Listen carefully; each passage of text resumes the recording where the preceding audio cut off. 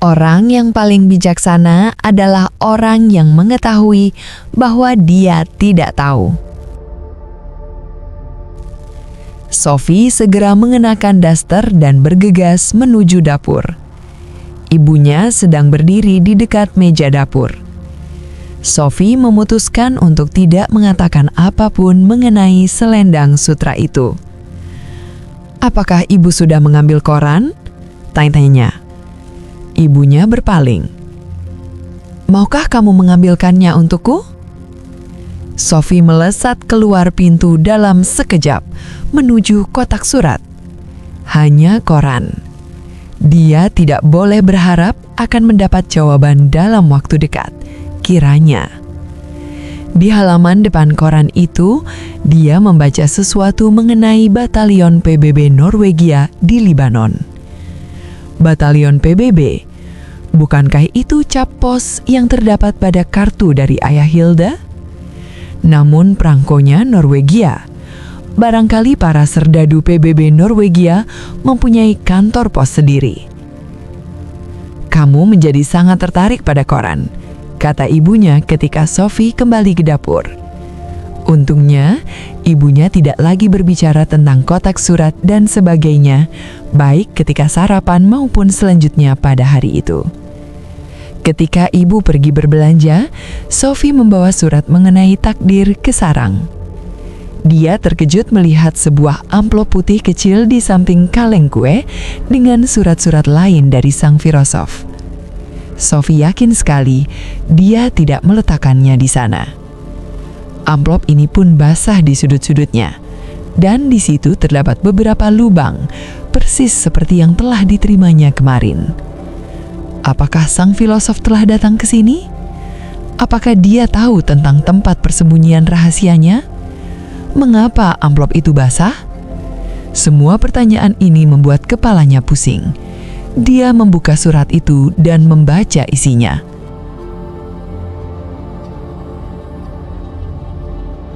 "Sophie yang baik, aku membaca suratmu dengan penuh minat, dan bukannya tanpa sedikit penyesalan. Sayangnya, aku harus mengecewakanmu berkenaan dengan undangan itu. Kita akan bertemu suatu hari nanti, tetapi mungkin agak lama juga sebelum aku dapat datang sendiri ke sana. Aku harus menambahkan bahwa mulai sekarang, aku tidak lagi dapat mengirimkan sendiri surat-suratku. Lama-lama itu akan terlalu berbahaya. Kelak, surat-surat akan dikirimkan oleh utusan kecilku. Selain itu, surat-surat tersebut akan dibawa langsung ke tempat rahasia di taman ini. Kamu boleh terus menghubungiku kapan saja kamu merasa perlu. Caranya, letakkan sebuah amplop merah jambu dengan sepotong kue atau segumpal gula di dalamnya. Jika utusan itu menemukannya, dia akan membawanya langsung kepadaku. NB. Sungguh tidak menyenangkan menolak undangan seorang gadis muda untuk minum kopi, tapi kadang-kadang itu terpaksa dilakukan. Kita gabungkan saja segala sesuatunya jadi sebuah kursus filsafat ini. Jika kamu menemukan selembar selendang sutra merah di suatu tempat, tolong simpan baik-baik. Kadang-kadang barang milik pribadi suka tercampur-campur, terutama di sekolah dan tempat-tempat semacam itu. Dan ini adalah sebuah kursus filsafat. Salam, Alberto Knox. Sophie telah menjalani kehidupan hampir selama 15 tahun dan telah menerima begitu banyak surat di usianya yang masih muda. Setidak-tidaknya pada setiap hari Natal dan hari ulang tahunnya. Tapi surat ini adalah yang paling aneh yang pernah diterimanya. Tidak ada cap pos di situ, bahkan surat itu tidak ditaruh di kotak surat, tetapi dibawa langsung ke tempat persembunyian Sophie yang paling rahasia di semak-semak. Kenyataan bahwa surat itu basah pada musim semi yang kering juga merupakan sesuatu yang misterius. Yang paling aneh dari semuanya adalah selendang sutra merah itu, tentu saja. Sang filosof pasti mempunyai seorang murid lain, pasti begitu.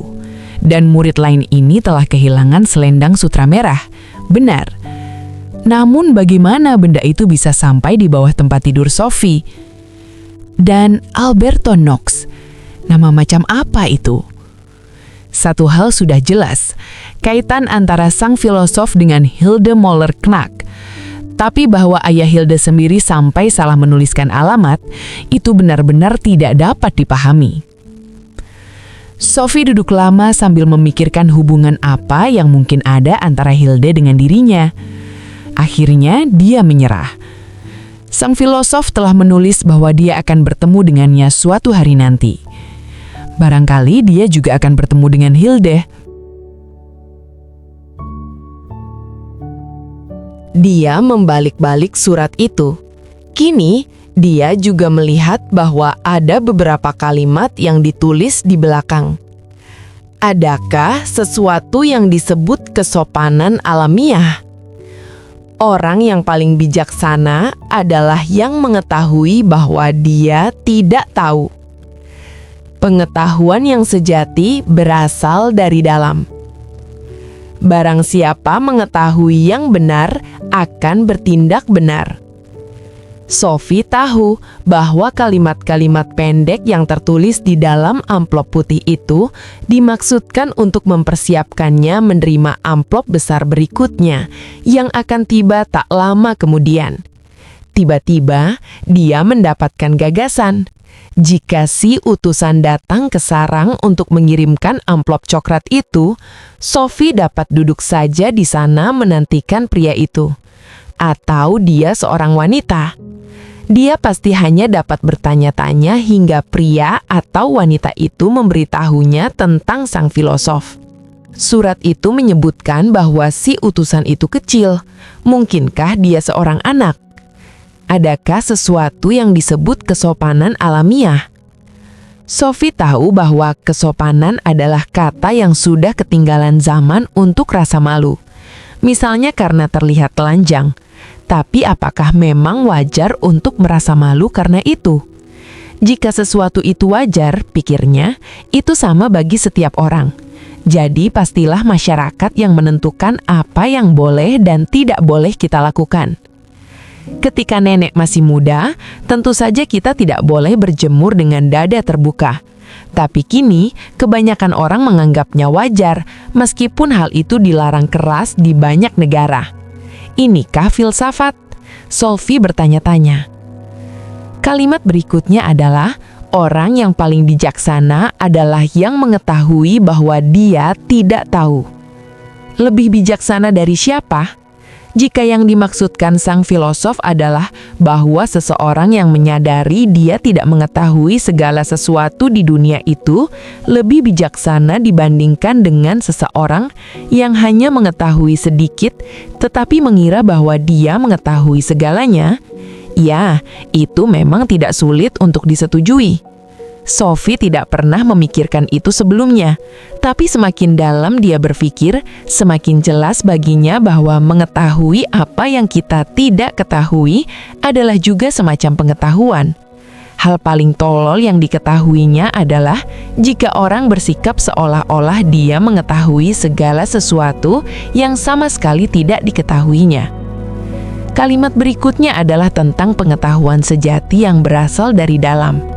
Tapi bukankah semua pengetahuan itu masuk ke kepala setiap orang dari luar? Selain itu, Sophie dapat mengingat beberapa kejadian ketika ibunya atau para guru di sekolah berusaha untuk mengajarinya sesuatu yang belum dapat diterimanya. Dan dia baru benar-benar mengetahui sesuatu ketika dia telah menambah suatu pengetahuan kepada dirinya sendiri. Bahkan kadang-kadang dia tiba-tiba memahami sesuatu yang sama sekali tidak dapat dia pahami sebelumnya. Itulah barangkali yang dimaksudkan orang dengan pencerahan. Sejauh ini tidak ada masalah. Sophie mengira dia telah dapat mencerna dengan baik ketiga pertanyaan pertama. Tapi pernyataan berikutnya begitu aneh. Sehingga mau tak mau, dia tersenyum. Barang siapa mengetahui yang benar, akan bertindak benar. Apakah itu berarti bahwa jika seorang perampok bank merampok sebuah bank, itu karena dia tidak mengetahui hal yang lebih baik. Sophie tidak berpendapat begitu. Sebaliknya, dia berpendapat bahwa baik anak-anak maupun orang dewasa melakukan hal-hal tolol yang mungkin mereka sesali sesudahnya, justru karena mereka telah melakukan hal-hal yang bertentangan dengan penilaian mereka sendiri yang lebih baik. Ketika tengah duduk sambil berpikir, Sophie mendengar sesuatu menggerisik di tengah belukar kering di sisi lain pagar tanaman yang paling dekat dengan hutan. Mungkinkah itu si utusan? Jantungnya mulai berdegup lebih kencang.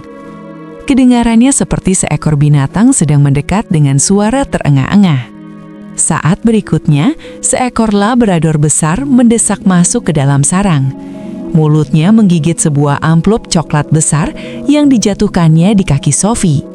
Itu terjadi begitu cepat, sehingga Sophie tidak sempat bereaksi. Saat berikutnya, dia duduk dengan amplop besar di kedua tangannya dan si labrador keemasan telah berlari masuk ke hutan lagi. Begitu semuanya berlalu, dia baru bereaksi. Dia mulai menangis. Dia duduk seperti itu sejenak, kehilangan seluruh perasaan akan waktu. Lalu tiba-tiba dia melihat ke atas. Jadi, itulah utusannya yang termasyhur. Sophie mengembuskan nafas lega. Jelas itulah sebabnya mengapa pinggiran amplop-amplop itu basah dan ada lubangnya. Mengapa hal ini tidak pernah terfikirkan olehnya? Kini akalnya bisa menerima saran sang filosof agar menaruh sebuah kue atau segumpal gula dalam amplop jika dia menulis surat kepada sang filosof. Dia mungkin tidak selalu secerdas yang diinginkannya, tapi siapa yang dapat menduga bahwa utusan itu adalah seekor anjing yang terlatih? Itu memang sedikit di luar kebiasaan. Kini dia bisa mengabaikan sama sekali keinginannya memaksa si utusan untuk mengungkapkan tempat tinggal si Alberto Knox. Sophie membuka amplop besar itu dan mulai membaca. Filsafat Athena. Sophie yang baik, ketika kamu membaca ini, kamu mungkin telah bertemu Hermes. Tapi kalau belum, aku tambahkan di sini bahwa dia adalah seekor anjing. Tapi jangan khawatir, kelakuannya sangat baik dan lagi pula jauh lebih cerdas dibandingkan dengan banyak orang. Dia sama sekali tidak pernah berusaha untuk menimbulkan kesan bahwa dia lebih pandai daripada yang sebenarnya. Perlu juga kamu ketahui bahwa namanya bukannya tanpa makna. Dalam mitologi Yunani, Hermes adalah utusan para dewa. Dia juga dewa para pelaut, tapi kita tidak akan mengurusi hal itu, setidak-tidaknya untuk saat ini. Yang lebih penting adalah bahwa Hermes juga memberikan namanya untuk kata hermetik, yang berarti tersembunyi atau tak terjangkau. Bukannya tidak cocok dengan tugas Hermes untuk menjaga agar kita berdua tetap tersembunyi satu sama lain. Jadi, si utusan telah diperkenalkan. Tentu saja dia akan datang kalau namanya dipanggil, dan berkelakuan sangat baik. Tapi kembali pada filsafat, kita telah menyelesaikan bagian pertama pelajaran itu. Aku mengacu kepada para filosof alam dan tindakan mereka untuk tegas-tegas menjauhkan diri dari gambaran mitologis dunia. Kini, kita akan bertemu dengan 3 filosof klasik besar, Socrates, Plato, dan Aristoteles. Masing-masing dengan caranya sendiri, para filosof ini memengaruhi seluruh peradaban Eropa. Para filosof alam itu juga disebut pra-Socrates, sebab mereka hidup sebelum zaman Socrates. Meskipun Demokritus meninggal beberapa tahun setelah Socrates, semua gagasannya termasuk filsafat alam pra-Socrates. Socrates mewakili suatu era baru, secara geografis maupun temporal. Dia adalah filosof besar pertama yang dilahirkan di Athena, dan baik dia maupun kedua penerusnya hidup dan bekerja di sana. Kamu mungkin ingat bahwa Anaxagoras juga hidup di Athena sebentar, tetapi kemudian diusir keluar, sebab dia mengatakan bahwa matahari adalah sebuah batu merah panas. Nasib Socrates tidak lebih baik. Sejak zaman Socrates, Athena merupakan pusat kebudayaan Yunani. Juga penting untuk dicatat perubahan karakter dalam proyek filsafat itu sendiri, sementara ia berkembang dari filsafat alam hingga Socrates. Tapi sebelum kita menemui Sokrates, mari kita ketahui sedikit tentang kaum Sofis yang menguasai panggung Athena pada masa hidup Sokrates. Angka tirai, Sofi, sejarah gagasan-gagasan itu seperti sebuah drama dengan banyak babak. Manusia sebagai pusat. Setelah sekitar 450 sebelum Masehi, Athena merupakan pusat kebudayaan di dunia Yunani. Sejak masa ini, filsafat mengambil arah baru. Para filosof alam hanya memusatkan perhatian pada hakikat dunia fisik semata. Karena itulah mereka menempati posisi sentral dalam sejarah sains. Di Athena, minat kini dipusatkan pada individu dan kedudukannya dalam masyarakat. Secara lambat laun, demokrasi berkembang dengan majelis-majelis rakyat dan pengadilan hukum. Agar demokrasi dapat dijalankan, orang-orang harus cukup berpendidikan agar dapat ambil bagian dalam proses demokrasi. Kita telah melihat di zaman kita sendiri bagaimana demokrasi yang masih muda membutuhkan keterbukaan pikiran masyarakat. Bagi para penduduk Athena, yang paling penting adalah menguasai seni berpidato, yang berarti mengatakan berbagai hal dengan cara yang meyakinkan. Sekelompok guru dan filosof keliling dari koloni-koloni Yunani berkumpul di Athena. Mereka menamakan diri kaum Sofis. Kata Sofis berarti seseorang yang bijaksana dan berpengetahuan. Di Athena, kaum Sofis mencari nafkah dengan mengajar para warga negara dengan imbalan uang. Kaum Sofis mempunyai satu ciri yang sama dengan para filosof alam. Mereka bersikap kritis terhadap mitologi tradisional. Namun, pada saat yang sama, kaum Sofis menolak apa yang mereka anggap sebagai spekulasi filsafat yang tak berguna. Mereka berpendapat bahwa meskipun ada jawaban untuk pertanyaan filosofis, manusia tidak dapat mengetahui kebenaran mengenai teka-teki alam dan jagat raya. Dalam filsafat, pandangan seperti ini dinamakan skeptisisme. Namun bahkan jika kita tidak dapat mengetahui jawaban seluruh teka-teki alam, kita tahu bahwa orang-orang harus belajar untuk hidup bermasyarakat. Kaum Sofis memilih untuk menyibukkan diri mereka dengan masalah manusia dan kedudukannya dalam masyarakat.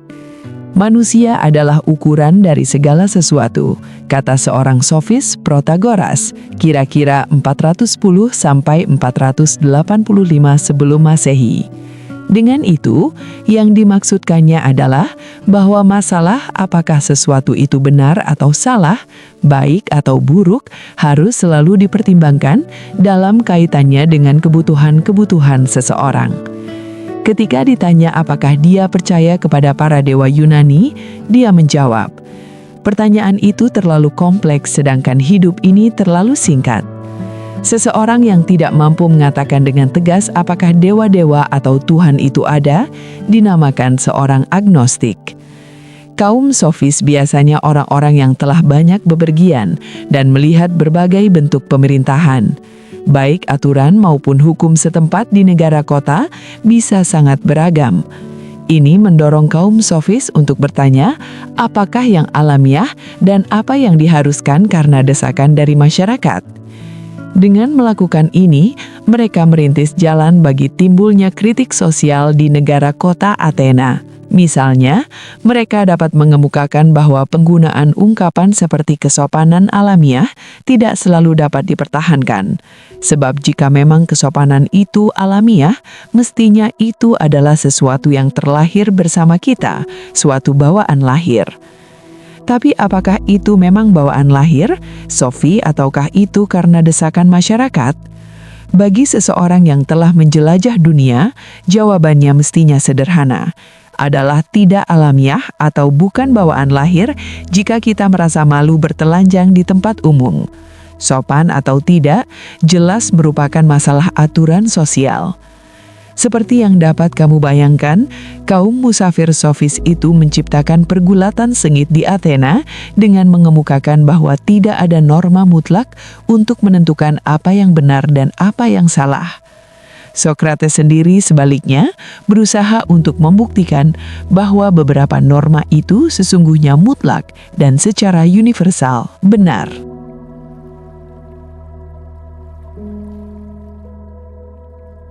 Siapakah Sokrates? Sokrates barangkali adalah tokoh paling penuh teka-teki dalam seluruh sejarah filsafat. Dia tidak pernah menulis sebaris kalimat pun. Namun, dia merupakan salah seorang filosof yang mempunyai pengaruh paling besar terhadap pemikiran Eropa. Dan itu sama sekali bukan karena cara kematiannya yang dramatis. Kita tahu dia dilahirkan di Athena dan bahwa dia menjalani sebagian besar hidupnya di alun-alun dan pasar-pasar untuk berbicara dengan orang-orang yang ditemuinya di sana. Pohon-pohon di daerah pedesaan tidak mengajarkan apa-apa padaku, katanya. Dia juga dapat tenggelam dalam pemikiran selama berjam-jam tanpa henti. Bahkan pada masa hidupnya, dia dianggap agak membingungkan, dan tak lama setelah kematiannya, dia dianggap sebagai pendiri sejumlah aliran pemikiran filsafat yang berbeda-beda. Kenyataan bahwa dia begitu penuh teka-teki dan membingungkan telah memungkinkan berbagai aliran pemikiran yang berlainan untuk menyatakan dia sebagai pendirinya. Kita tahu pasti bahwa dia sangat buruk rupa. Perutnya gendut, matanya menonjol, dan hidungnya pendek serta besar. Namun dikatakan bahwa batinnya sangat bahagia. Juga dikatakan bahwa Anda dapat menemukannya pada masa sekarang, Anda dapat menemukannya di masa lampau, tapi Anda tidak akan pernah menemukan padanannya. Sekalipun demikian, dia dihukum mati karena aktivitas filsafatnya. Kehidupan Sokrates hanya dapat kita ketahui melalui tulisan-tulisan Plato, yaitu salah seorang muridnya dan yang menjadi salah satu filosof terbesar sepanjang masa. Plato menulis sejumlah dialog atau diskusi-diskusi yang didramatisasi mengenai filsafat, tempat dia menggunakan Sokrates sebagai tokoh utama dan juru bicaranya. Karena Plato menyuarakan filsafatnya sendiri melalui mulut Sokrates, kita tidak dapat yakin apakah kata-kata dalam dialog-dialog itu benar-benar pernah diucapkan olehnya. Maka, tidak mudah untuk membedakan antara ajaran-ajaran Sokrates dan filsafat Plato. Masalah yang sama menimpa banyak tokoh sejarah lain yang tidak meninggalkan penjelasan tertulis. Contoh klasik tentu saja adalah Yesus. Kita tidak dapat merasa yakin bahwa Yesus dalam sejarah itu benar-benar mengucapkan kata-kata yang dinyatakan oleh Matias dan Lukas berasal darinya. Begitu pula, apa yang sesungguhnya diucapkan oleh Sokrates dalam sejarah akan selalu diliputi misteri. Namun siapakah Sokrates sesungguhnya relatif tidak penting. Penggambaran Plato mengenai Sokrates itulah yang telah mengilhami para pemikir di dunia barat selama hampir 2.500 tahun.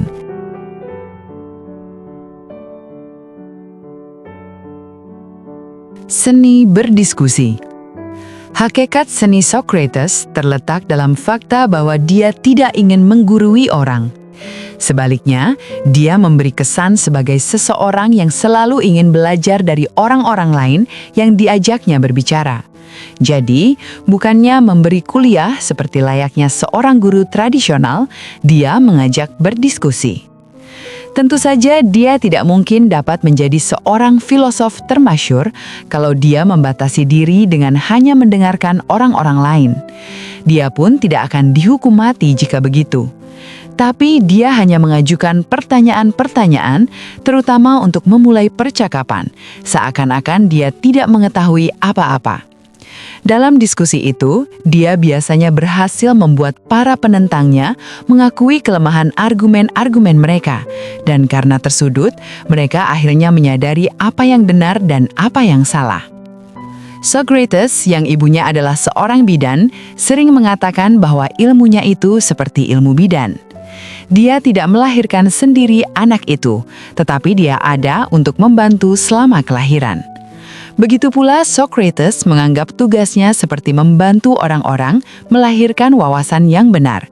Sebab pemahaman yang sejati harus timbul dari dalam diri sendiri. Itu tidak dapat ditanamkan oleh orang lain, dan hanya pemahaman yang timbul dari dalam itulah yang dapat menuntun kepada wawasan yang benar. Akan aku kemukakan dengan lebih jelas, kemampuan untuk melahirkan adalah suatu ciri alamiah. Dengan cara yang sama, setiap orang dapat menangkap kebenaran-kebenaran filosofis jika mereka mau menggunakan akal mereka sendiri.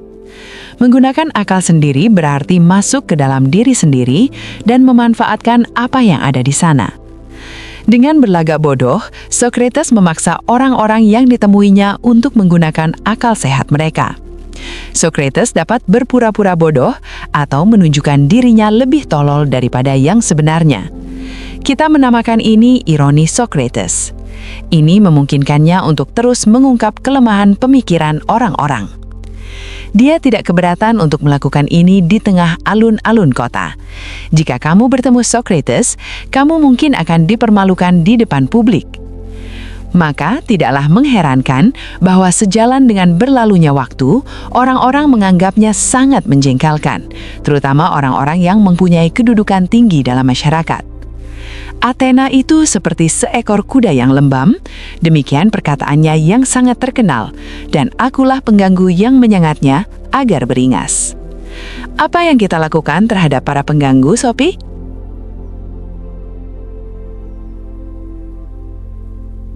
Suara ilahi. Bukan maksudnya untuk menyiksa sesama makhluk jika Socrates terus menyengat mereka.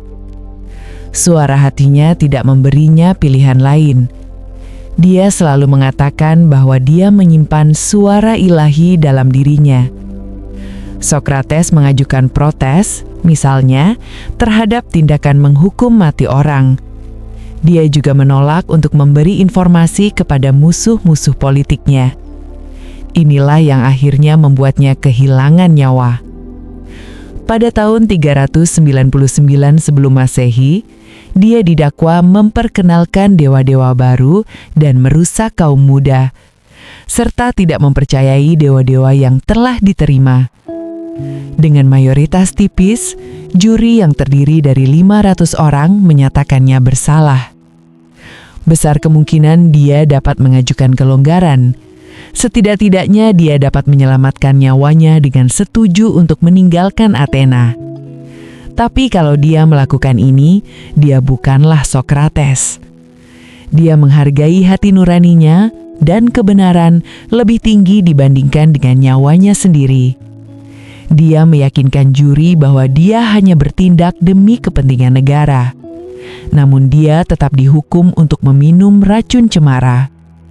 Tak lama kemudian, dia minum racun itu di hadapan sahabat-sahabatnya dan meninggal. Mengapa, Sophie? Mengapa Socrates harus mati? Orang-orang telah mengajukan pertanyaan ini selama 2400 tahun. Namun dia bukanlah satu-satunya orang dalam sejarah yang mempertahankan pendirian hingga akhir hayatnya dan menyongsong kematian demi keyakinannya. Aku telah menyebutkan Yesus sebelum ini, dan sesungguhnya ada beberapa hal yang sama antara keduanya.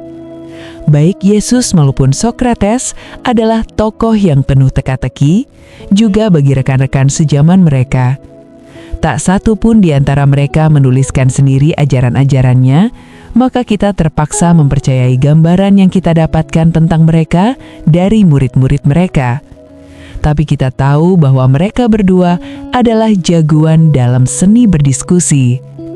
Mereka berdua berbicara dengan keyakinan diri yang khas yang dapat memikat, tetapi juga menjengkelkan orang. Dan yang tak kalah penting, mereka berdua percaya bahwa mereka berbicara atas nama sesuatu yang lebih besar daripada mereka sendiri. Mereka menantang kekuasaan masyarakat dengan mengecam segala bentuk ketidakadilan dan korupsi. Dan akhirnya, aktivitas-aktivitas mereka mengakibatkan mereka kehilangan nyawa. Pengadilan Yesus dan Socrates juga menunjukkan kesejajaran yang sangat jelas. Mereka berdua dapat menyelamatkan diri dengan memohon belas kasihan. Namun mereka merasa mempunyai sebuah misi yang pasti gagal kecuali jika mereka tetap teguh hingga akhir hayat. Dan dengan menyongsong kematian secara berani, mereka berhasil mendapatkan pengikut yang sangat banyak juga setelah mereka meninggal. Aku tidak bermaksud menyarankan bahwa Yesus dan Socrates itu sama. Aku hanya ingin menunjukkan fakta bahwa mereka berdua mempunyai pesan yang terkait erat dengan keberanian pribadi mereka.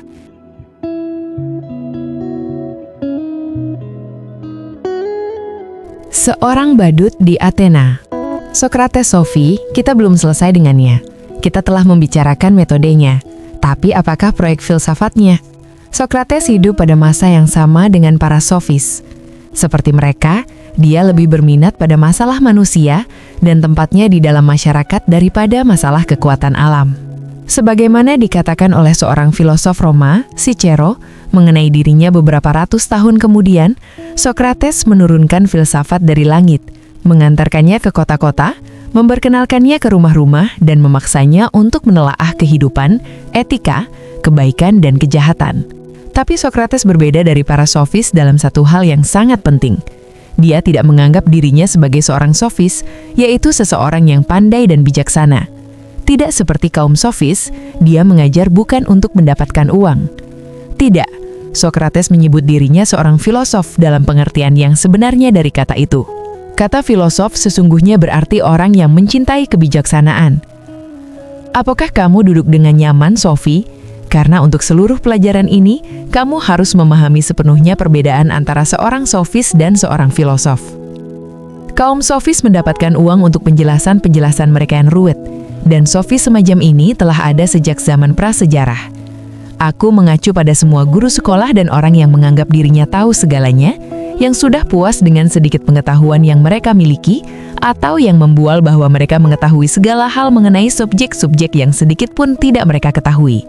Barangkali kamu pernah bertemu beberapa sofis semacam ini dalam usiamu yang masih belia. Seorang filosof sejati, Sophie, sama sekali berbeda. Sangat berkebalikan sesungguhnya.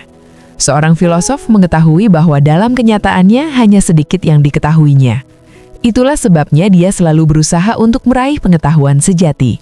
Sokrates adalah salah seorang manusia langka ini. Dia tahu bahwa dia tidak tahu apa-apa tentang kehidupan dan dunia. Dan kini muncul bagian yang penting. Dia merasa gelisah karena hanya sedikit sekali yang diketahuinya. Oleh karena itu, filosof adalah seseorang yang mengakui bahwa ada banyak hal yang tidak dipahaminya, dan dia merasa terganggu karenanya. Dalam pengertian itu, dia masih lebih bijaksana daripada semua orang yang membual tentang pengetahuan mereka mengenai segala sesuatu yang tidak mereka ketahui.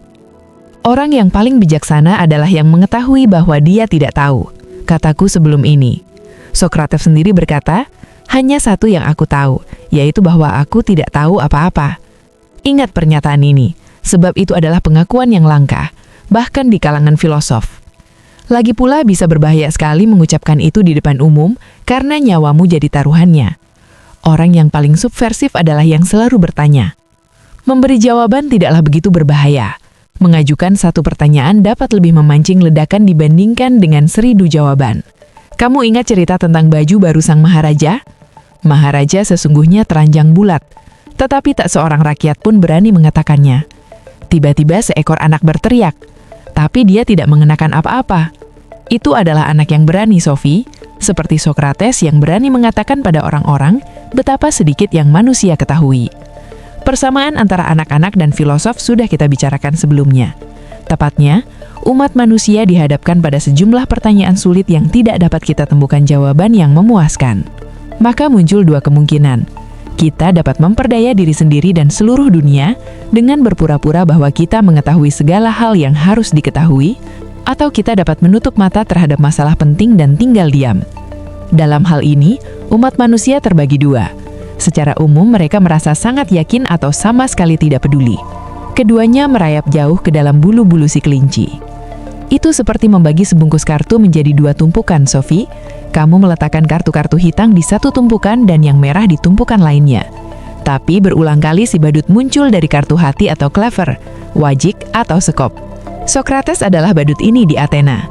Dia tidak merasa yakin dan tidak pula acuh tak acuh. Yang diketahuinya hanyalah bahwa dia tidak tahu apa-apa, dan hal ini mengganggunya.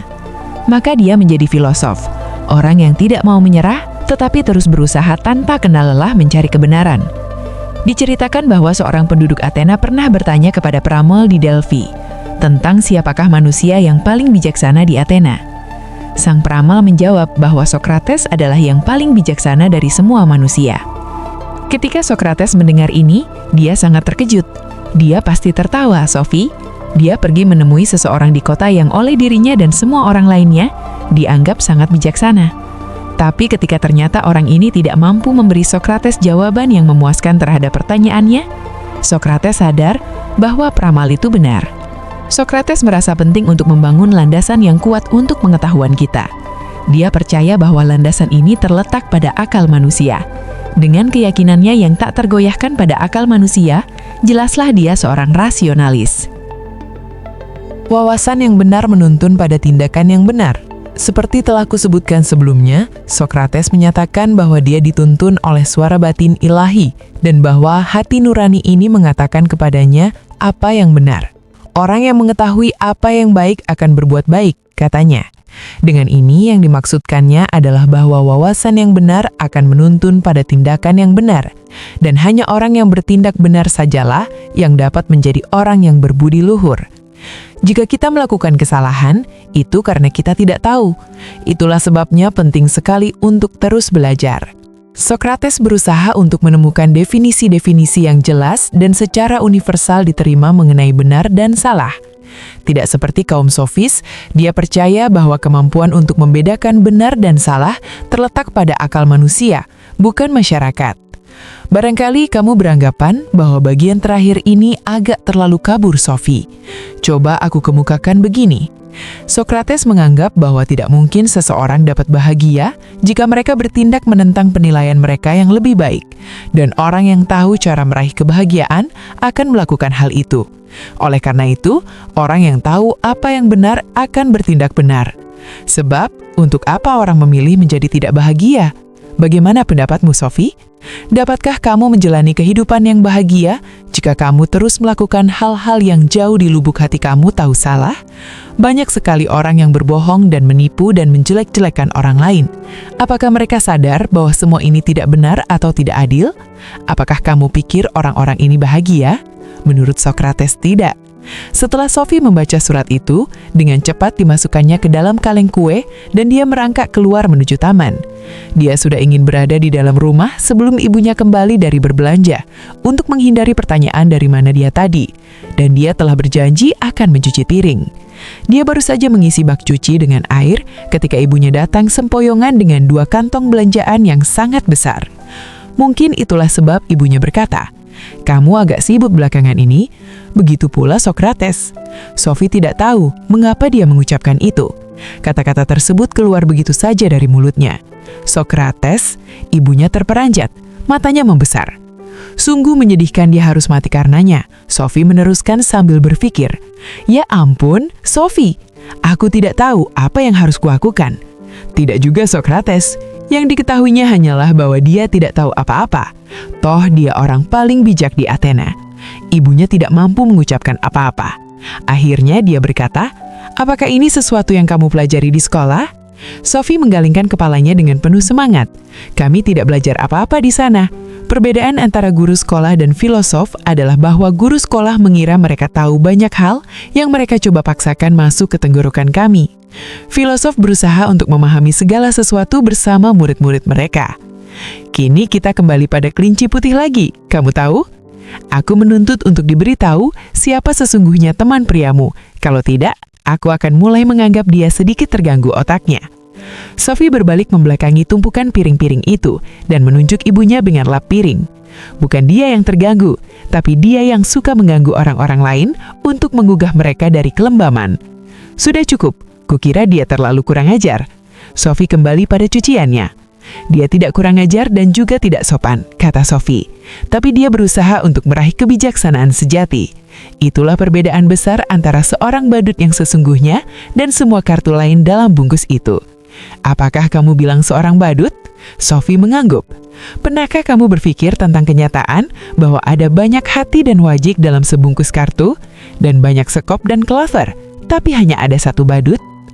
Sungguh menyedihkan bagaimana kamu membalas ucapan ibu, Sophie." Dan bagaimana ibu bertanya, Ibunya telah menyimpan semua bahan makanan. Kini, dia mengambil koran dan pergi ke ruang duduk. Dia mengira dia menutup dua pintu lebih keras daripada biasanya. Sophie selesai mencuci piring dan naik ke kamarnya. Dia telah meletakkan selendang sutra merah di rak lemari paling atas bersama baluk-baluk Lego. Dia menurunkannya dan mengamatinya dengan cermat.